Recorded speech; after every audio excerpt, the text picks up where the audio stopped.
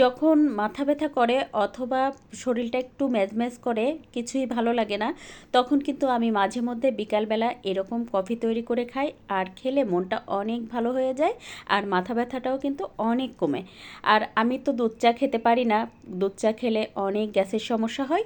তখন আমি এভাবে এক কাপ কফি তৈরি করে যখন খাই, খেলে আমার অনেক ভালো লাগে। তো আমি যখন কফি তৈরি করে খাই তখন এরকম শরতুলা ঘন দুধ দিয়ে যখন এক কাপ কফি খাই, খেলে খুবই ভালো লাগে। তো দেখতেই পাচ্ছেন এখানে কিন্তু আমি একদম জাল করে নিয়েছি যে দুধ, আর বেশ মোটা করে কিন্তু সর পড়েছে।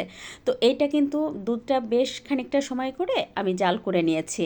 তো প্রায় 7-8 মিনিট সর তুলে তুলে এভাবে জাল করার পরে দুধ কিন্তু বেশ খানিকটা ঘন হয়ে গেছে। আর শুরুতে তো দেখতেই পেলেন কতটা মোটা সর পড়েছে। তো এভাবে কিন্তু আপনিও চাইলে 7-8 মিনিট জাল করে তারপর ঘন করে দুধ এক কাপ চা খেতে পারেন অথবা কফি খেতে পারেন।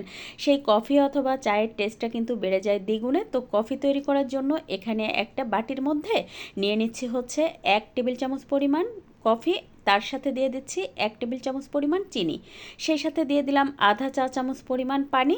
তারপর একটা ডাল ঘুটনি দিয়ে এই যে কফি আর চিনিটা ভালোভাবে ঘুটে নিব। তো আমি কিন্তু এখানে একদম আনকাট রেখেছি, ভিডিওটা দেখতেই পাচ্ছেন, শুধুমাত্র 20 সেকেন্ড এটা হাত দিয়ে একটু ঘুটে নিলেই অনেক ঘন একটা ফোম হয়ে যাবে। আর এই ভিডিওটা কিন্তু একদমই আনকাট রেখেছি আপনাদের সুবিধার জন্য।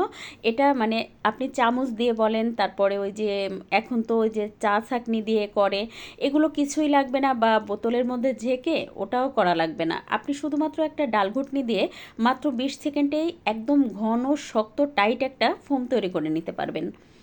তো দেখতেই পাচ্ছেন আমার কিন্তু এখানে বেশ শক্ত একটা ফোম হয়ে গেছে, আর বাটিটাও কিন্তু নড়তেছিল। এই শক্ত হওয়ার কারণে কিন্তু বাটিটা সরে যাচ্ছিল।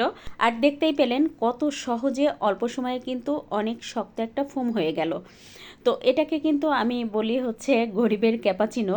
এটা সহজে একদম যখনই হুটহাট করে মন চায় তখনই কিন্তু মাত্র 5 মিনিটে এটা তৈরি করে নিতে পারি।